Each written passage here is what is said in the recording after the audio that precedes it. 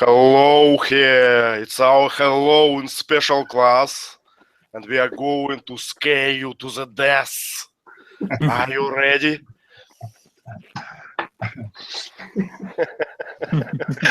Let's start our special Halloween class. Today we will have a special story written by teacher Lee, special for our Loop community. So it's unique, it's fresh as always, and it's education. And we have a special star. It's first his acting first appearance. Okay. appearance on the Loop. His And debut. Hello. he's going to read a poem. Смотри на меня и громко рассказывай.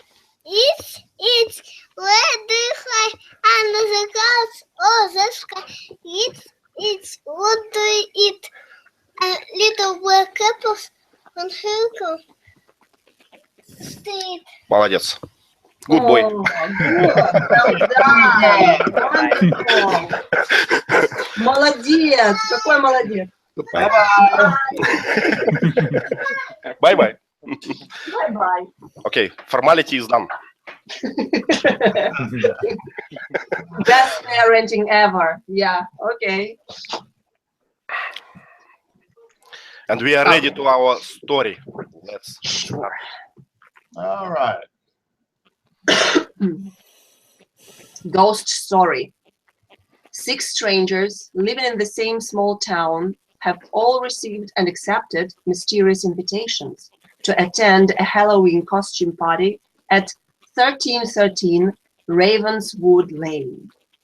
A black limousine with darkened windows has picked them up at dusk to take them to the party. The 6 guests ride in silence as the limousine drives far out into the countryside through some dark woods down a long, lonely road.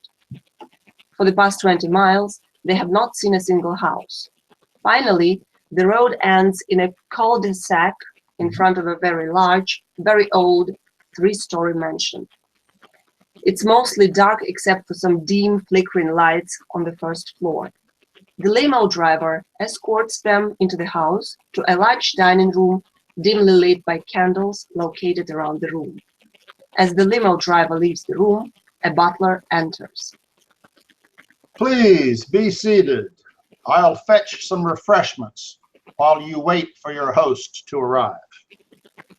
Well, this is definitely the most bizarre Halloween party I ever been invited to. The same goes with me. Does anyone know who our host is? Do any of you know each other, or are we all strangers? I don't know anyone, so it seems we are all strangers. Here are some beverages: claret wine, colas, iced tea, hot tea, and coffee. Please help yourselves.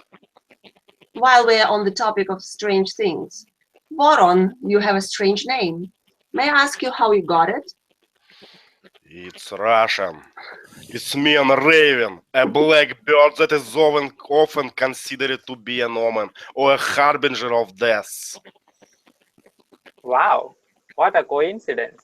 My name means Raven too. Mine too. I'm beginning to think this is not as coincidental as one might first think. Brenna? Yes. Celtic for raven. Marla, you. We, French for raven. Lila, please don't tell me your name means raven too. Actually, no, it doesn't. If I may ask, what does your name mean? It means night. Is that better than raven? We are not sure yet. So all our names mean raven or night. Dark things or things of darkness. I'm starting to get creeped out about our situation. Let me tell the driver to wait here. Oh, he's gone. We seem to be stuck out here in the middle of nowhere in a dimly lit, seemingly deserted old mansion. Well, a bunch of strangers with ominous names. I wonder what kind of game our mystery host is playing. What made you all come to this stupid party anyway? I know I came because of my invitation included $5,000 in cash with a promise of more to come if I attended. Interesting. I can see from the looks on everyone's face that we all seems to have received similar cash offers to entice us to come here tonight. At that moment, the creaking of the stairway bespoke as the slow descent and arrival of their long-awaited mystery host from the upper floors. Once he was in sight, they could see that he was a tall, lean man wearing a black robe with a large, loose hood pulled over his head, which completely hid his face in the dim candlelight. He slowly walked to the head of the table and sat down with his head lowered. Everyone noticed that his costume looked a little bit like the Grim Reaper, the personification of death itself. Chill bumps went down several people's spines as they pondered this fact.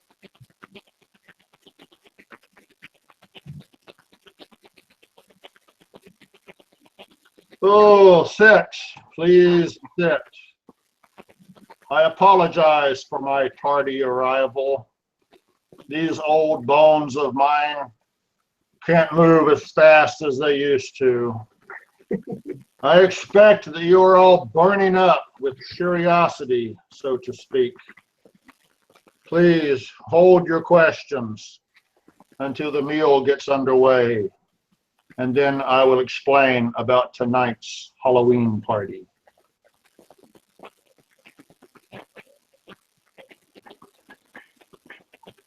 A luxurious feast is set up on a large table by the old butler and two young pretty maids. Once all the food is served and everyone's plates are heaping with meat, potatoes, vegetables, and bread, they begin eating, while stealing occasional glances at their host. I'm afraid my eyesight is quite bad due to my advanced age. Could I ask each of you to describe your costume to me and tell what made you choose it for tonight's party? Mr. Voron, let's start with you and proceed clockwise around the table, please. Certainly, sir. I am dressed as a Tsar Ivan the Terrible, and an intelligent yet mentally unstable, paranoid, and brutal leader. He is remembered for killing a huge number of people in Novgorod. But hey, no one's perfect. I'm dressed as Al Capone, a famous gangster. This Tommy gun hanging across my body was his favorite weapon of choice. I like to have a bad boy image. I hate authority figures. I'm dressed as a werewolf because I sometimes feel like there's a wild beast inside me that wants to get out. I still remember an old gypsy curse from my childhood movie days. It goes like this. Even a man who is pure in heart and says his prayers by night may become a wolf when the wolf's band blooms and the autumn moon is bright. Corby, you're creeping me out. Sir, I am dressed as a pirate because I like their penchant for risky adventure. I am dressed as an angel because I think they are awesomely beautiful, living among the clouds and all. And I am dressed as a policewoman because I believe in protecting the innocent and punishing the guilty.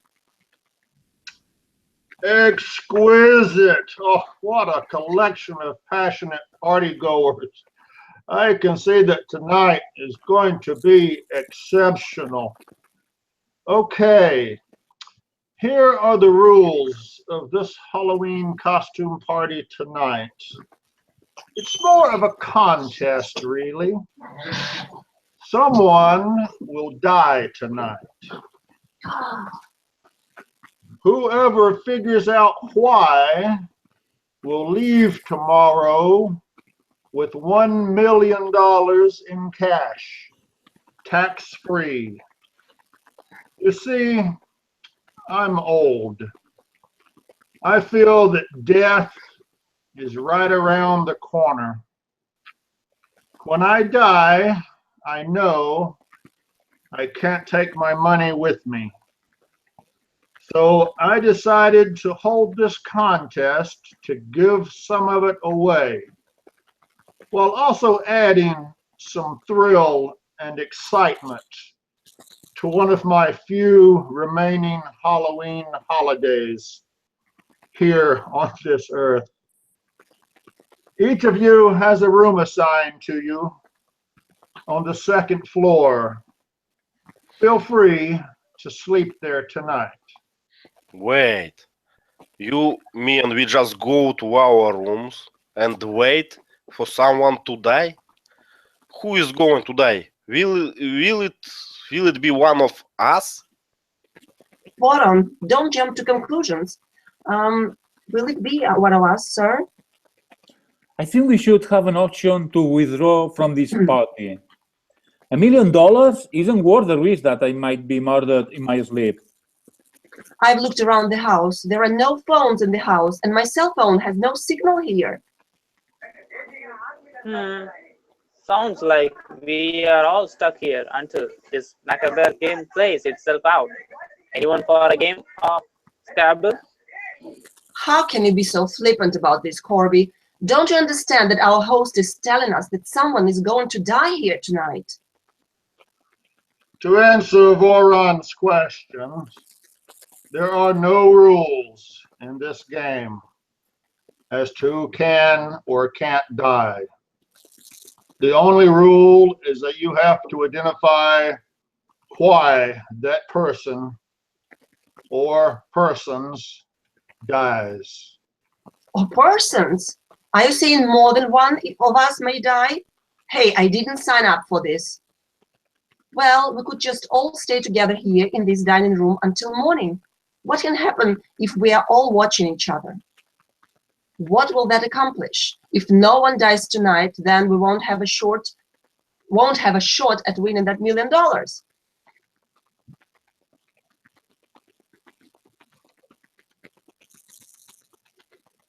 Plus, and one of us dies, and we stay together here all night.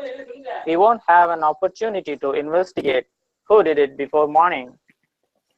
An interesting puzzle. To stay together and live and lose the prize, or to go to bed, risk dying, and have a chance to win the prize. Bah, this must be a bluff.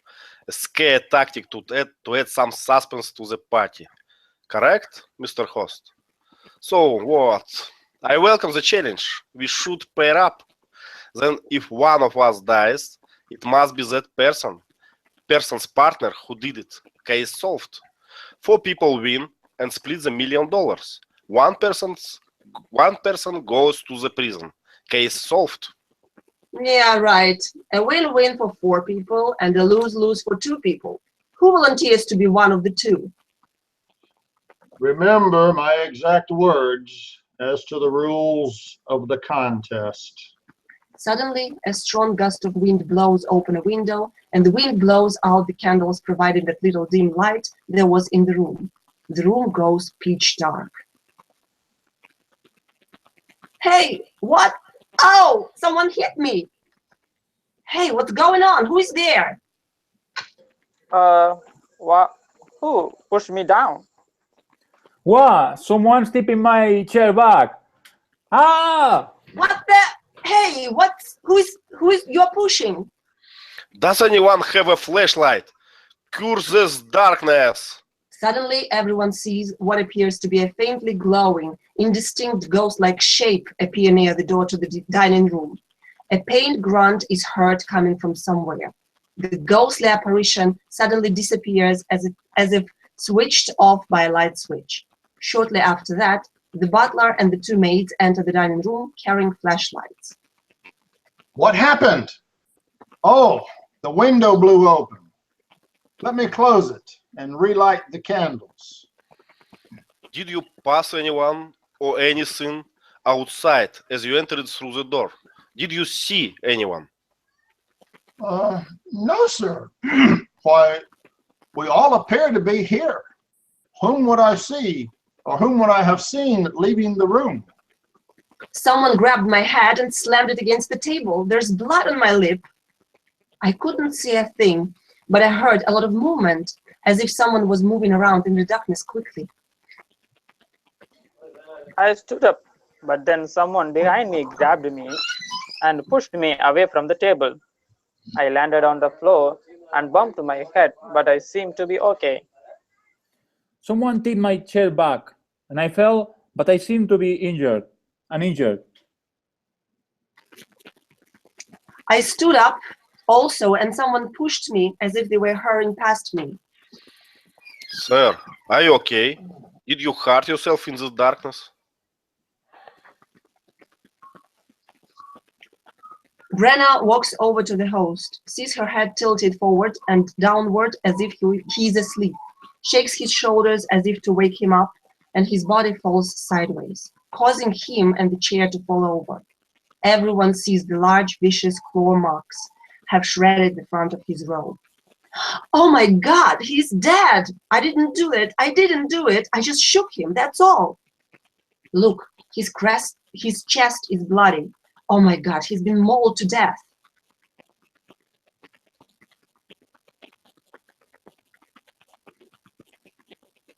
Corby. Ooh. Well, I hate to sound so cruel, but at least it was not one of us who died. The night is still young, Corby. Let's hope there's no more dying tonight. He did hint that more than one person might die tonight.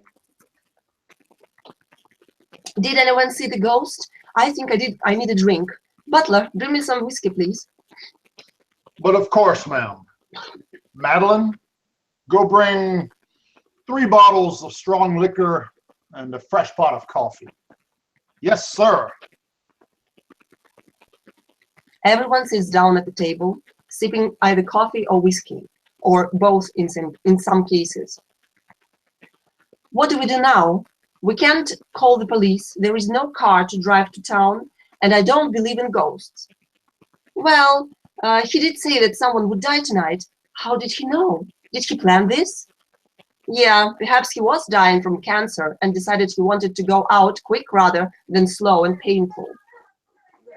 That's a morbid thought, but it does have some logic to it. He didn't sound like he thought he would live much longer, did he? I have to agree. He did seem to believe that his remaining days were getting fewer and fewer. Do you think he hired one of the maids or the butler to do him in? Did the ghost do it by supernatural means? Or did we imagine the ghost in the panic of the moment? Or did one of us kill him in attempt to pin it on someone else? He was mauled to death by what looks like large claws. Corby, or should I say Mr. Werewolf, let us see your hands, please. Here, Corby holds look out for his it. hand. Okay. One hand has a fake wolf paw on top of it. The other hand is missing its wolf's paw. Here, look for yourself. These wolf gloves are fake. Uh-oh, where did my other glove go? Look over there by the door.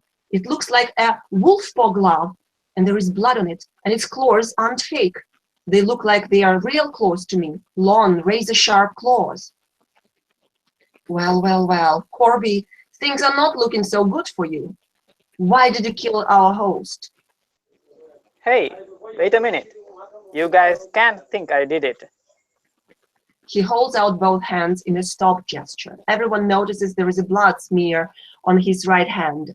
He quickly puts his hand down. All the evidence is certainly pointing to you. This is the easiest murder mystery I've ever had to solve.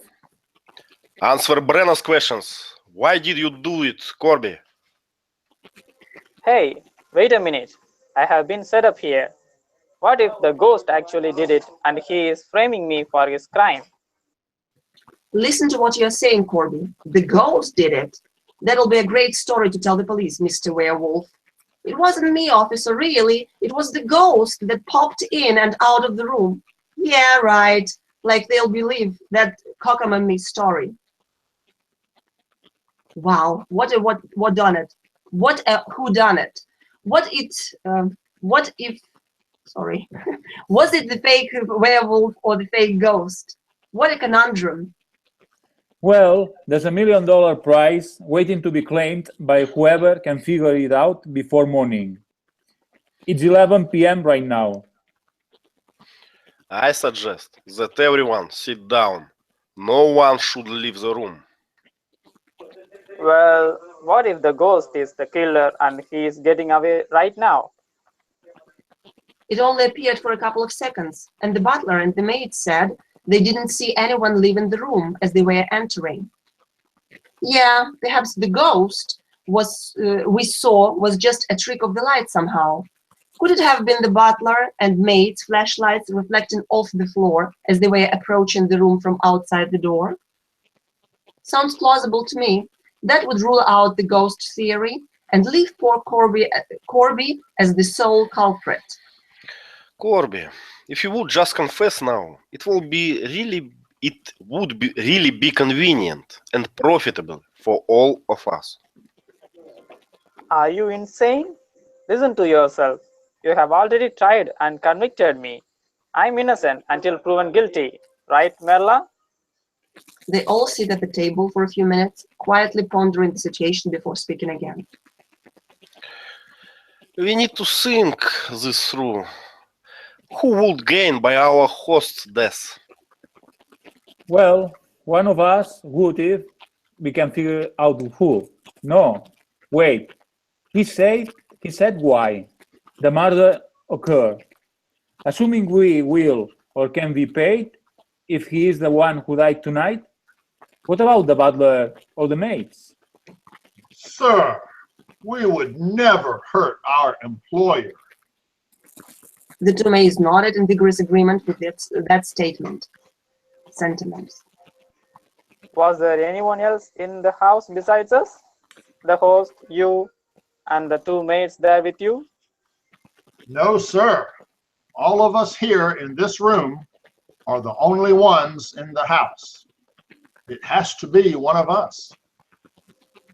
Or the ghost. Let's not forget the ghost, whoever he or she was. Well, we aren't sure the ghost really exists. The flashlight reflection theory sounds believable. I hate to say it, Corby, but you are our best viable suspect. Again, why did you kill him? Wow. Oh, for Christ's sake. I just told you I didn't kill him. Well, of course. You would say that, guilty or not. Your claim of innocence proves nothing. The clock strikes 12 midnight and gong 12 times. Everyone experiences a sudden feeling of coldness and shivers run down their spines. Did everyone feel that? Was that feeling real? I felt it. The whole room suddenly felt cold for a moment. 2 seconds, maybe. Then it was gone. Creepy, spooky. I'm starting to think maybe it was a ghost that did it. It was just the clock striking midnight that spooked us. The power of suggestion. Agreed. Well, I agree with Merla. I say there is a ghost, and the ghost did it. Yes. We all know your position on this matter, Wolfman. Hey, it just occurred to me that we haven't even looked at our host's face yet. Who is he? Let me pull back his hood and see who he. Corby pulls back the hood, revealing the host's face, and he gasps. What is it, Corby? Do you know him? Huh? No. I was just shocked by seeing how old he was. I don't know him. You are a lousy liar, Corby. You recognized him. Admit it. Perhaps he's your long-lost uncle, and you killed him to inherit his money, and you held this body to cover your foul deed. Merla, why would I kill him and then make it look like I did it? I would have framed one of you, wouldn't I have? Well, you do have a good point there. Still, it looks like you killed him for some reason. We just have to figure out why. Suddenly, a strong gust of wind blows open the window again, and the wind blows out the candles once again. And once again, the room goes pitch dark. Once again, the ghostly apparition appears by the doorway. No one move. Hold still.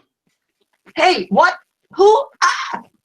Suddenly, a loud gunshot rings out near where Marla was standing. Then a thud is heard, as if someone has just fallen to the floor. Then the ghost disappears once again.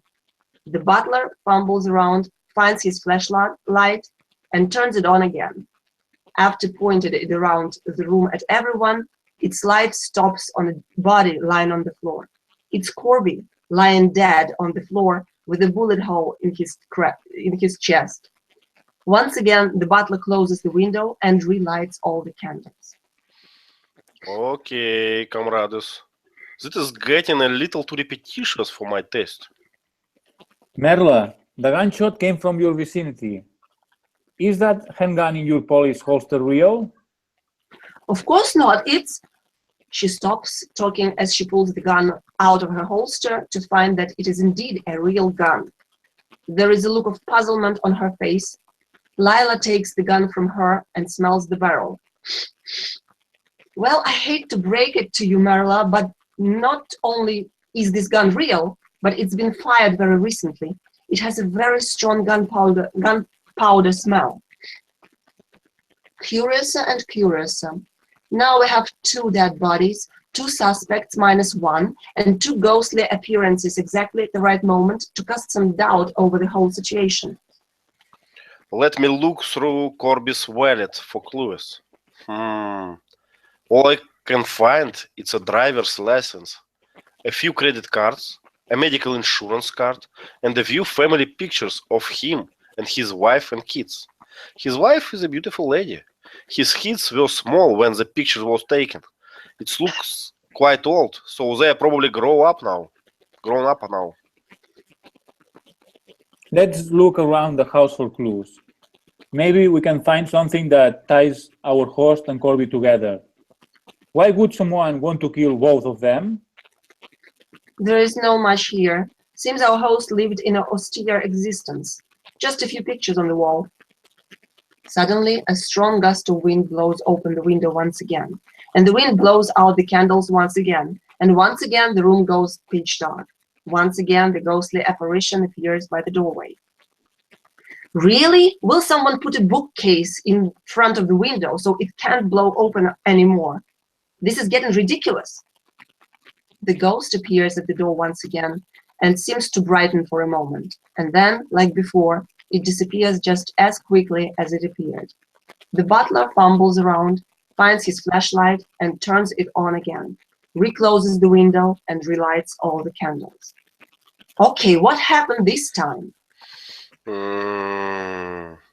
Our host corpse is missing. Where could it have gone? Did everyone notice that the ghost brightened for a moment before it disappeared? That didn't happen on its previous appearances. Are you saying it somehow absorbed the soul of our host before it left? I'm not saying anything. I'm just saying it brightened before it left this time, and I'm wondering out loud what that might mean. Well, it's almost 4 in the morning. We'd better solve this mystery soon. Okay, I've moved a bookshelf in front of that window. It won't be blowing open again. Good. My poor heart can't take much more mystery tonight. Does anyone have any idea what's going on? Well, I assume this contest must have enough clues for us to figure out the why of the deaths. Let's look around one more time. All we have is those portraits on the walls over there. Most of them are just the host and his bride, and what looks like the best man at his wedding. Wait, let me get a closer look at that portrait. That woman, she is in the picture I found in Corby's wallet. She is Corby's wife, widow now. If it weren't for the fact that our host is dead, I would guess that our host might have killed Corby for perhaps later stealing his wife from him in an illicit love affair. Morning arrives. Everybody comes downstairs from their rooms, having slept only a few hours. Breakfast is being served. As everyone is enjoying their breakfast, at that moment, the stairway once again creaks, indicating someone is slowly descending the stairs from the upper floors. The footsteps approach the door to the dining room as everyone is watching the door with suspense. In steps nothing other than their mystery host, seemingly perfectly healthy and no longer wearing his badly damaged robes. He slowly walks to the head of the table and sits down and calls to the butler to bring him some breakfast and coffee. Everyone is watching him with wide eyes and amazed looks.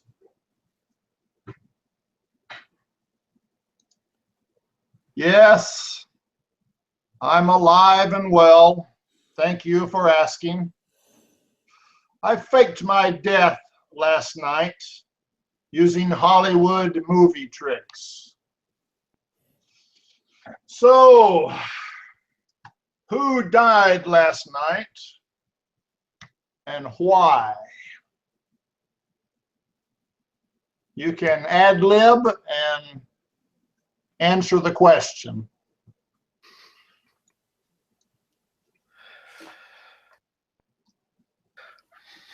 Let me think. Corby died. Yes, just Corby died. Okay, Corby died. Why did Corby die? Someone wants his wife.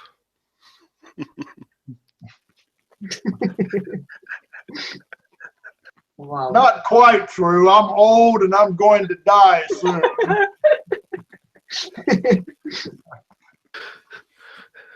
Okay, so what do you think?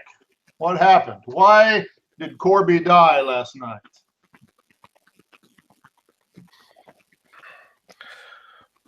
Obviously, it was planned because of name. So it's name, Klaus, everything is pointed to him just from beginning. So he told about werewolf. He has a paw. So I don't know. He was the most suspicious one, yeah? So he had to die. Well, yes, Corby really is dead. That was not a Hollywood movie trick there. He was indeed the one who was meant to die last night. In the darkness, wearing some night vision goggles, I quietly slipped over to Merla, shot Corby with the gun. I replaced Merla's fake gun in her holster with the real murder weapon and went back and lay down dead again. For your participation in making my last Halloween on this earth immensely satisfying, each of you will be given $1 million, tax-free, to take with you when you leave here this morning. You will find suitcases of money waiting for you all outside on the front porch when the limousine comes to take you home. I intend to turn myself into the police. They should be arriving shortly after you leave. I have lived a full life. I had only one regret in my life, and I have now exacted revenge on the individual who was the cause of it. I am now ready to pay the price for my crime. My years in prison will be short. As the doctors have told me, I have less than 1 year to live. Farewell, all. Happy Halloween. Okay. Thank you for show and for $1 million. Bravo. Thank you. Yes, I almost, believed you that I have $1 million for participating. I wish I could give you some money, but okay. So why did the host arrange for Corby to die at his party?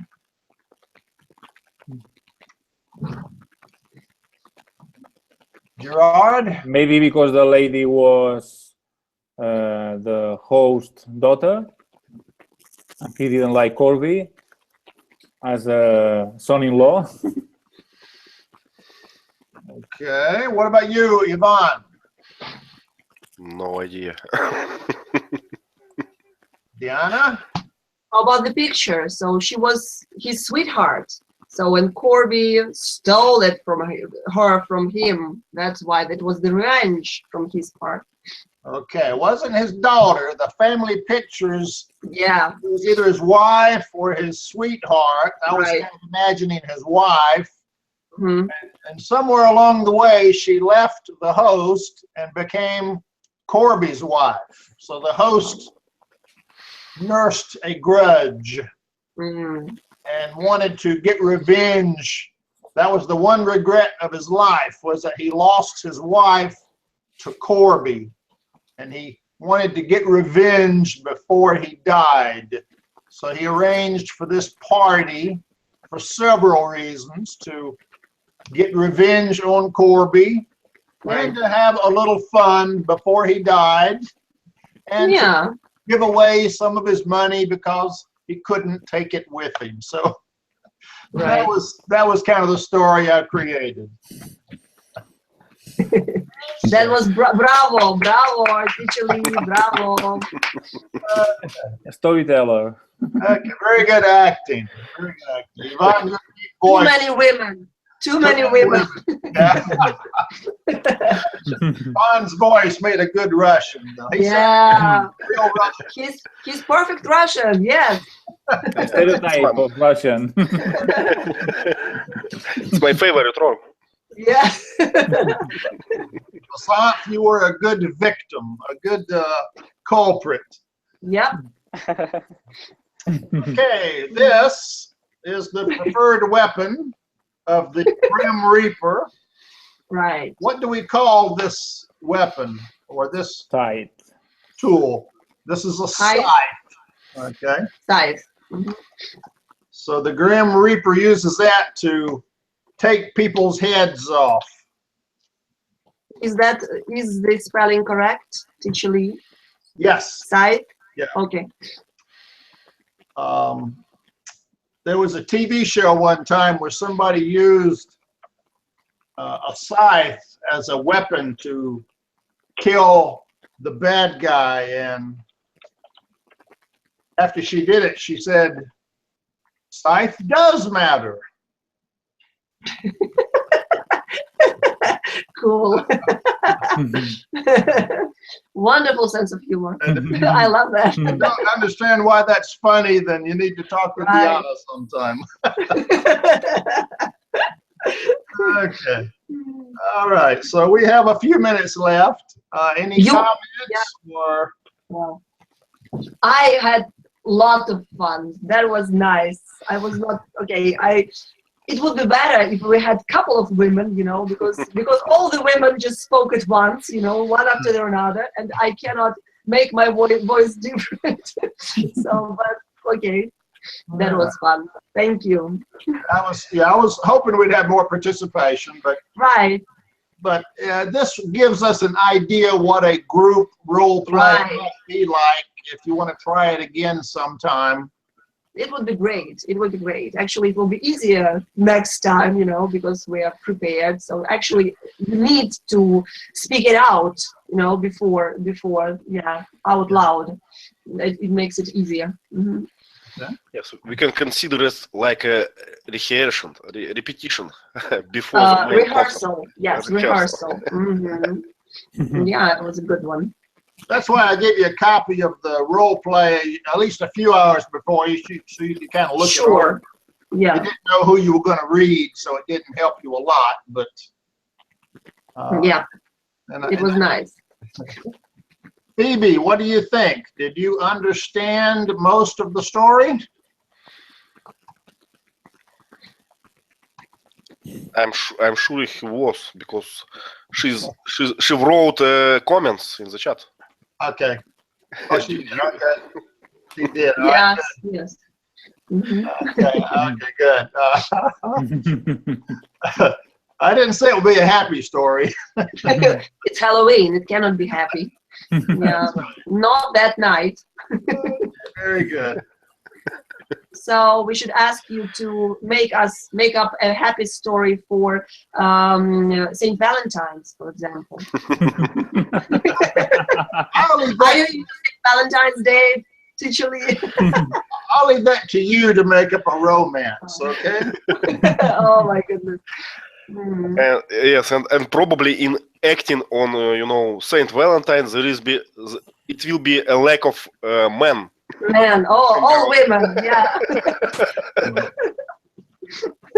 Oh my goodness. Oops, something. Okay, just as a cultural tidbit, Americans have a humorous saying that size matters. If you don't know what that means, I'll leave you to research that. Size does matter is a pun on that saying we have. Mm-hmm. Someone say size doesn't matter, and some people say size does matter. So size does matter is a pun that was in a TV show. Yeah. Okay, very good. Next Monday will be the normal video discussion TED Talk again. Mm-hmm. And that one is very interesting, actually. I enjoy that as well. Mhm.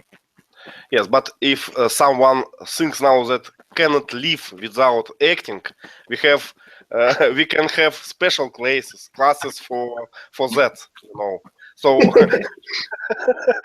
like TED class on Monday and something special. It always something special on the week for acting. But I don't know. It will be hard for Teacher Lee each time providing you story. Sure. Yes. Yes, you did it like overnight. That was unbelievable. The speed of your writing is just wow. My I had to work quickly. Yeah. Mm. That's amazing. I envy you, your skill of writing so many scenarios, and they are so different and cool. Really, really, you're very good. Okay. Good writer.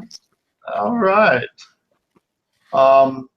So I from Diana, I learned about Tsar the Terrible, Ivan. Yeah. Ivan the Terrible. A smart but crazy dictator. Smart but crazy. I like that. Mhm. Smart like a fox, I guess. Mm. Yeah. We have Thanksgiving coming up, so we can have a pilgrim and an Indian and a turkey. Oh yes, that's nice. Turkey. Mm-hmm.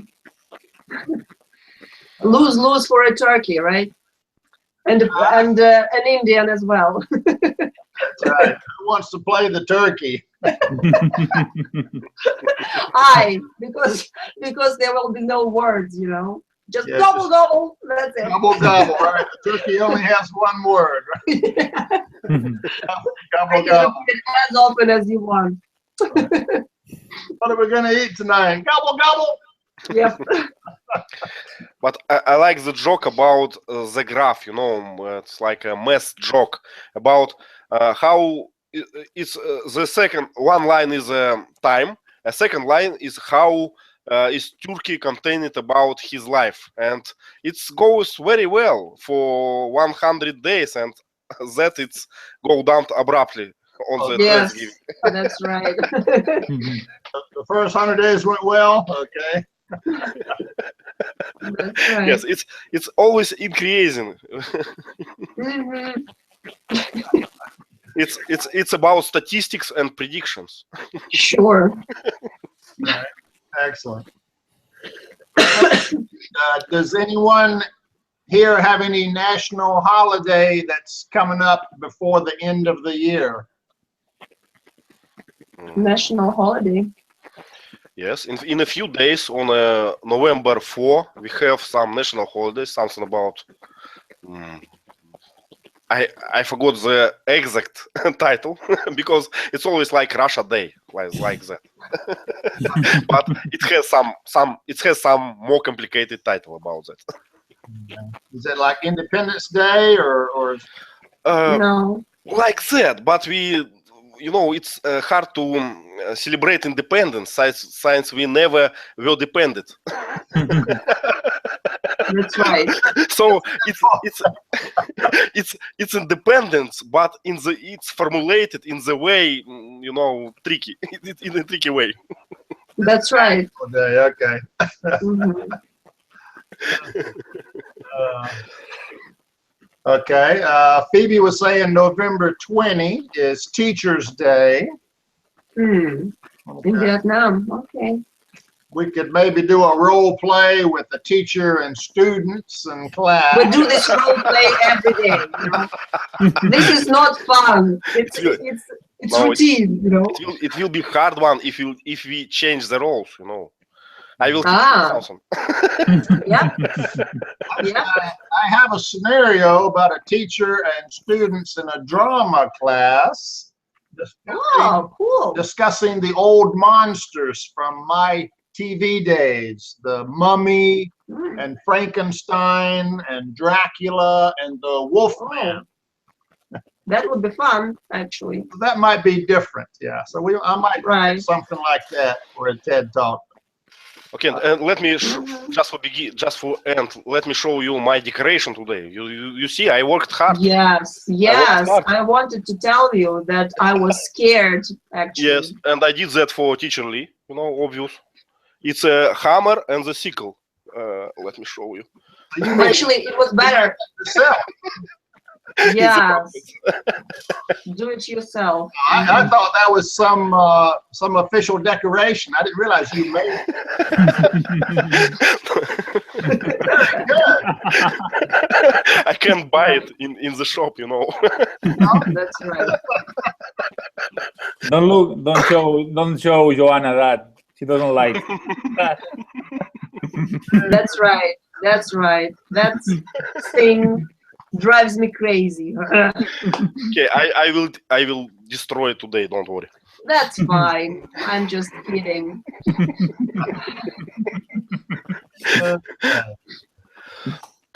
Okay. Last comments? Anyone? So thank you again, Teacher Lee. Fantastic work. I don't have words for that because we know how fast it was done and how entertaining and educational in the same time as always.